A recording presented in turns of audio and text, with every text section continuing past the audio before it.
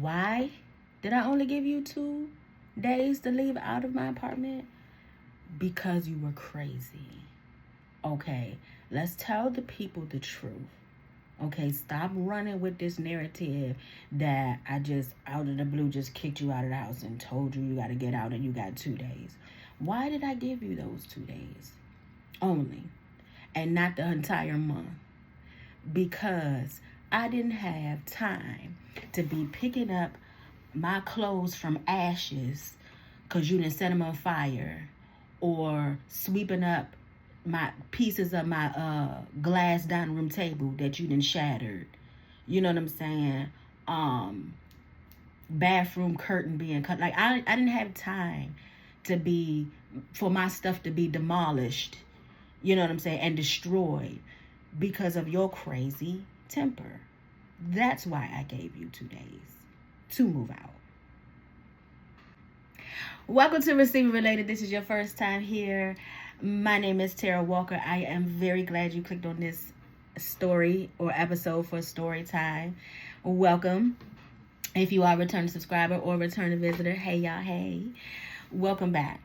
Okay, so now we are continuing, of course, on my journey of being married to my narcissistic ex-husband.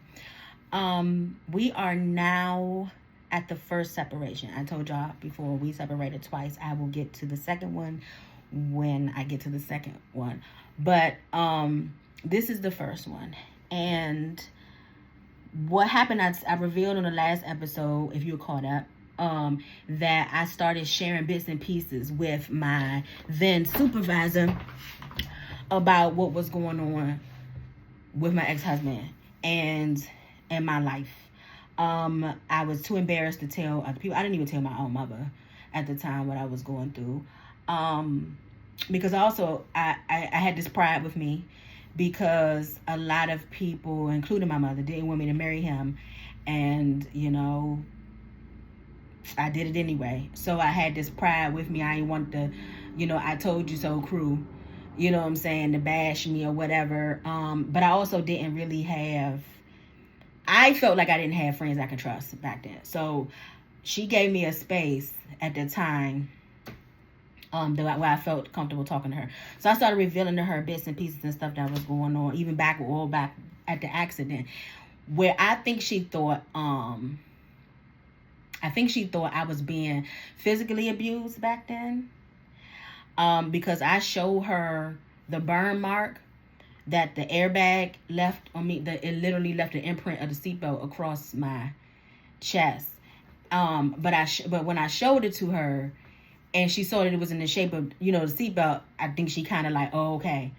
I think she thought I was being physically abused, but I was not. But I was all the other above. I was in a domestic violent marriage. I did not even myself realize it. I didn't, because I thought it was only physical. So I didn't characterize myself at that ever. I didn't know. I was uneducated about that at the time. I am very well educated and very well aware that I was, okay, I'm no longer a victim, okay, I'm victorious, I'm a survivor, but I was definitely a victim of this. So she convinced the superiors over her to give me an advance, because I was telling her that I needed to get away from him. The arguments, the level of anger that was beginning to escalate more and more and more. And then also, remember I said I was on this I don't care mode. I think I was like afraid of almost what I would do, you know what I'm saying, if he did try to come at me like that, you know what I'm saying? And so I didn't wait for anyone to tell me what I should do. I felt the best option for me was to leave him, for us to separate. And so it really, really fell in my lap, the way that God did this, because the coworker that I had at the time, all this happened like really right around the same time. She told me that I'm not sure. I don't think I told her that we was having issues. I just think she just told me this because she knew I loved her. I loved her complex where she stayed in. I had been over her apartment one time, and I fell in love with it just the one time. She had a 1-bedroom apartment. And she told me that they had a vacancy, that somebody moved out. And, you know, I knew I had to act quickly because her complex was so nice at the time that people would stay for years and years and years. It was hard to get in there. Like, and after I moved in, I understood why. That was to this day my favorite apartment. And unfortunately, I ended up having to leave, but I'll get to that story. And I was like, what? And so, I think after she told me that, and I told my supervisor, that's when the supervisor made arrangements, and they gave me an advance. And I didn't realize that I could get one of those on this job. Now, I was contracting for the government, the federal government at the time. But they gave me an advance so that I can put the deposit down on my apartment. Now, we are past summer, okay? And all the craziness that happened over the summer. If I should remember something else that happened, I will come back. You know, I am doing a timeline or outline, which takes basically the same thing. But even sometimes when I do the timeline, I still forget, you know, and I've done that, and I'm like, oh, I forgot to tell y'all this. I didn't want to do it that way, but you got to understand, this stuff happened well over a decade ago. So there's some things that's right at the forefront, and then there's some things that I forgot. So, you know, give me grace if I come back and remember, oh, this did happen in the summertime. My bad, okay? But now we are in November, because I remember I had to put down the deposit. I had to put down deposit for both, because I wasn't moving out until the end of the November, which would be November 30th, and be able to be there so I can be there December 1st. So my deposit was for November and December, right? So I went, man, listen, as soon as they gave it to me, I probably left work, okay, to do this. I kid you not. I probably left work early to make sure I took that man that certified check, okay, and put my deposit down. And I was really excited because, like I said, I really love those apartments. And I just was excited to be on my own again. I was excited to get away from the abuse. But I did not tell him right away. Because of what he does. Like I said in the beginning, he would always, in another video also, any big, huge argument we had, I'm talking about anything. Well, anything that was big and huge to him was not big and huge to me. I revealed that in another episode too prior. It seemed like the stuff that he blew up about was, to me, just like very minute. It was minor. And the stuff that I thought that he would blow up about, he did not. It was very confusing to me. But nonetheless, something right here, I figured he would. And he would always, and like I said, when we would get into arguments, he would never, I kid you not, the narcissist would never pick up and break something of theirs. Okay, now I'm not saying he ain't had but so much, but still, you know, it was always something of mine that he wanted to destroy. That's a spirit behind. It's a narcissist is a spirit, but there's also a demonic spirit even attached to that. It's like a tree. You know how you got a tree where the main topic is this topic, and then you got the branches that got the other. I promise you, it's like that. It's like the narcissist is the main level of the tree, and then on the branches it's like the anger, the gaslight, the anger, the gaslighting. You know what I'm saying? Down the branches, it seemed like that's what if I could paint it in a picture, that's how it would look. And so, but and like I said, in the different traits, it's in my ebook. I need to actually add that, because why is it that you always want to destroy something that doesn't belong to you? I think I did put that in there. Anyway, download it and you'll see. It's always something that didn't belong to him. Always something that, and so I figure him being on Get Back by me, and not to mention just his level of anger, period. I felt like I would have been, just like in hell, like literally for that whole entire month to get to the end of the month. Like, just petty stuff. You know what I'm saying? Oh man, I can literally picture what he would have put me through that month. Remember how I said before in other episodes how if we argue and we never came to a resolution, or his resolution, which really was what he did not like to agree to disagree. I had to agree with him. I had to understand and agree, right? I could not have a difference of opinion on whatever we was talking about. It could be anything. I don't care if it could be a certain color in a Crayola box. I had to agree with him, right? He would be so petty in the middle of the night when I'm asleep, make this like extreme loud noise to make sure that I jump up. And you know how somebody scare you out your sleep? That's the worst, when you get scared out your sleep. Now I'm a light sleeper, right? I'm a light sleeper. So if you scare me out my sleep like that means I was sleeping like really good. That makes, do you want to make me mad? Okay. On purpose too, not something on accident. Like, and then like I said, my furniture, most of the stuff that I had was blessed, was given to me. I believe my dining room table was given to me. I believe the furniture that we had was given to me. It was from a lady's son. He was saving it. She was saving it for him for when he went to college, but I think he decided not to go to college or something like that. And man, we had entertainment system. It was like a bunch. It was nice. You know what I'm saying? It wasn't no like cheap little stuff. And then I had my clothes and things of that nature, you know, and stuff like that. I was like, man, I'm not sitting in this. I'm not sitting in this house for 30 days with this foolishness. Don't know what I would come home to. All that. You talking about how females be putting sugar in tank of the males. I wouldn't be surprised if he put sugar in tank of my car. Like, I'm serious. That's the type of, I told y'all on the other episode, that's the type of feminine energy that he used to be on. And so I wasn't doing that. I wasn't doing that. So I didn't tell him, this is the truth, okay? So because I would later find out that he went to church and told all his deacon friends and everybody that I just out the blue gave him 2 days to leave. Of course they do. That's what narcissists do. He didn't tell them why.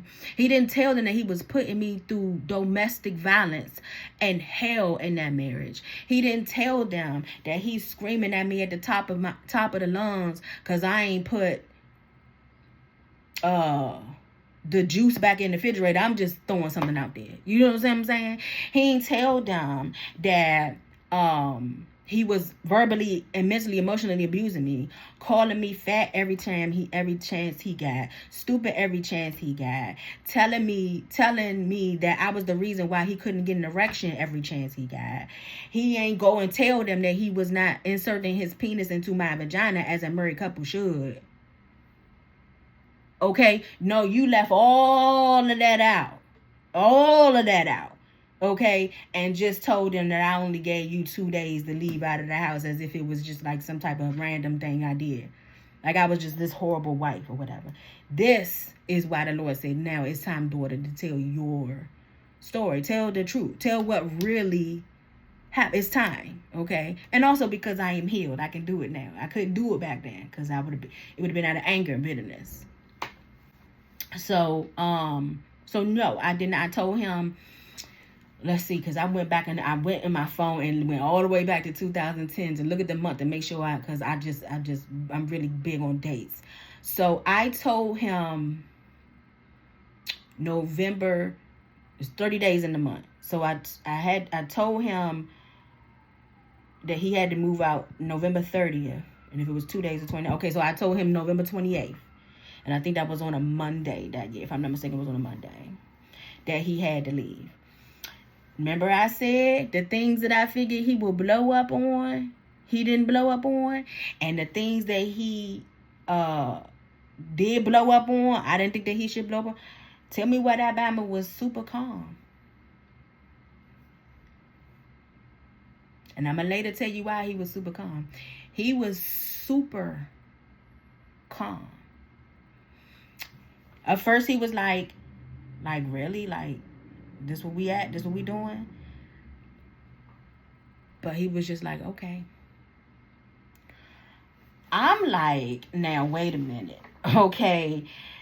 This Bama gonna plan something. He planning he about to be real shady. Hold on. Let me make sure. Let me call. So I had called my sister, my eldest sister, to help me move. So her husband, my nieces, my nephew, all of them came a couple days later to help me move. Now, also, why did I give him a couple days to move? Okay, because I know some of y'all like, dang, did he have a place to stay? Yes, he did. That was another reason why I waited. So before we got married, he had his own apartment, right? He had gotten when people rent out their basements or whatever in their homes, he had one of those in DC. And when we got married, he sublet it to his mother. And there's a 2-bedroom. It's a 2-bedroom apartment. I think I've been in there like one time. I think he had like a kitchen, bath, and whatever. You know what I'm saying? Basement apartment. And so he sublet it to his mother. So what he was doing was he didn't let it go when we got married. He moved in with me, obviously. And his mother would give him, because she worked, right?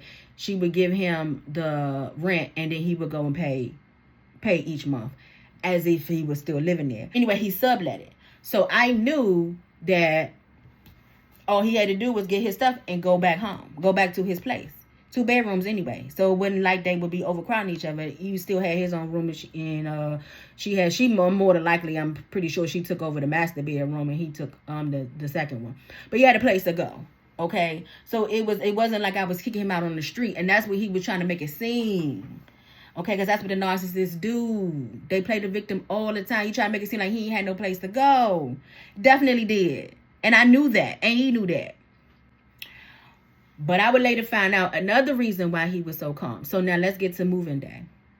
Remember I said, wait a minute, he just too calm. So my eyebrow was still raised, right? Because I was like, this man a little bit too calm.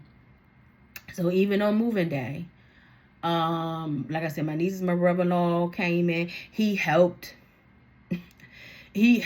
carry furniture and things out to the U-Haul truck. He wasn't saying nothing. He wasn't speaking to me or nothing like that. He just kind of had like, when I think about it now, like when I'm telling y'all this, the look he had on his face was a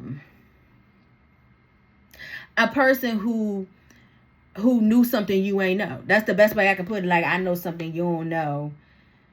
And being a sly, slick type. You know what I'm saying? I'm going to just go ahead and call Spirit of Leviathan person. Like, if all that could be in a dictionary, his face would be right there beside it. But I just was so happy that he wasn't giving me a hard time that I didn't even put 2 and 2 together. I didn't find out why he was so calm until we got back together. I'm gonna go ahead and tell y'all now the reason why, because when I get there, I don't want to forget. So what happened was, the reason he was so calm and even helped to bring my stuff out and stuff like that is 1, 2, because once again, narcissists, they want to play the victim, like they you know what I'm saying, like they the good guy in the situation. But this is the real reason. So if you've been following along, remember when I told y'all about the minister that came to my old church and told us about something called dinars, like an investment type of thing, and you put your money in, and it's supposed to be, it's supposed to double or triple or go, okay, whatever. So, and my ex-husband put my whole entire savings, which was $3,000, in it. He never showed me how to. He knew how to withdraw. Because you could, even though you put your money in this particular, it's just like like the XRP and stuff like that that's going on now. You can withdraw your money whatever you want to. You know what I'm saying? He never showed me how to do it. And I never really asked him. You know what I'm saying? Because I don't think my mind was on that. My mind, I was being abused. Okay? I wasn't on that. And especially after it didn't happen when I assumed it would happen the way the minister was going on about it. He was trying to make it seem like that joint was going to blow up within like that year. And you know what I'm saying? That's the way he presented it. I'm not saying that that's not going to happen, but it ain't happened then. And it ain't happened yet, according with that. Again, like I said, I'm not saying it won't never happen. But that money long gone anyway, because that's what he used. So remember I said he put the whole $3,000 in there because he wanted to just jump to a millionaire immediately. And let me just plug this in real quick. You will never, ever be blessed in that area of fruitfulness financially by the Lord when you are not doing right by your spouse. And this is for male or female. If you are in a domestic, if you are abusing your spouse, in whatever level of abuse it is, the Lord will not, hear me, okay? This is not even just a prophet speaking. This is just common sense, okay? The Lord will not bless you, okay, in that area if you're not taking care of your first ministry, which is home. First God, okay? Your ministry, your first ministry, before anything else outside of the home is home, which is your spouse and your children if you have them. So if you're not doing right by them, you think God is going to allow you to be this rich and famous? You could become rich and famous if you want to, but it ain't going to be from my God, okay? It's going to be from the lowercase g God, okay? But this God, Alpha and Omega, it ain't going to come from him because you ain't doing right by your ministry at home, okay? Just had to plug that in there real quick. So, of course, it didn't ever work out for him. But anyway, he was withdrawn from it whenever, you know what I'm saying, whenever he wanted to. Apparently it was over a few times because it was $3,000 in it. And when I say few, I mean not one or two or three. You know, he was getting money whenever he wanted to, right? Again, like I'm saying, I completely really forgot about it. I really, really did. And he knew I did. He knew I did. So, he had a laptop. I probably got it for him too. I can't remember. But then he had a laptop, and so he would do that. So that's why he was so calm, because, and he revealed this to me. Okay? How I found out, when, like I said, when we got together the second time, he revealed this to me. He told me. He said, did you ever even wonder, like, if I was going to have any money or whatever? I said, I told him, I was like, I didn't care. I knew you had a place to stay. And I knew you were capable of getting a job, because when I put you out, or when you moved out, prior to us being married, when we were still roommates, you got a job. How do I know this? Because at the beginning of the relationship with the ex-boyfriend that I was with, my ex-husband, who obviously wasn't my ex-husband at the time, he would call me when he needed a ride to go from, I would pick him up sometimes. I think I used to pick him up to go and cash his check or something like that, because I would charge him. I'd be like, yeah, gas money. And then when my ex-boyfriend got hip to it, he made me stop doing it. And he was like, nah, no. He was like, don't take him nowhere and stuff no more. So I stopped doing it. But that's how I knew he had a job. I literally picked him up from his job. He worked security in somewhere. I think it was Verizon. So you were capable of getting a job. So I wasn't worried about that. And I knew you had a place to live. And so that's when he revealed it to me. He was like, no, it was $600 left in the dinars, in the account of dinars, and I took it. I'm sorry. What? And I was like, oh, noted. Now, some of y'all might be like, well, that was y'all. No. I don't care if we was married or not. That was not our money. That was my money that I got from being invested from my previous job at Blue Cross Blue Shield. At that time, you only had to be invested 5 years. I left that job after, I think, 6 years. So I got an investment from that job. And that savings was part of that investment. That was my money. Okay? And I had forgot about it, though. because, like I said, he maybe put the rest and all and all. But even still, even though, okay, let's just say some of y'all want to argue with me, be like, no, you're married, it's y'all money. No, it wasn't. But let's just go ahead with that.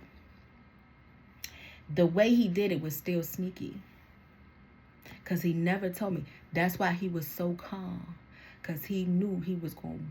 That was his get back to me. That's why he was. Ooh, the Holy Spirit just dropped that again to me too. That was his get back to me. That's why he was so calm, y'all, because he knew he was gonna rob me. He knew he said it was now.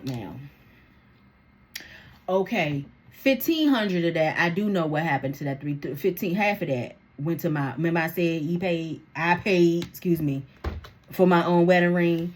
That was that money. Okay. Now, the other in between, I don't know what he did with that. I don't remember. But I do know that. I do know he used that money to pay that, right? Because he had no job. Like, where was he going to get money for a real ring? A real ring. Not the first one he got at the kiosk. The gaudy one, right? But anyway, yeah, that was his get back. He was like, oh, you want to leave me or whatever? I'm going to swipe the last $600 from me. And he knew I forgot about it. I promise you, I forgot about that money, y'all. My mind was not there. If I remembered that, you don't think I'd have been like, hey, how withdraw?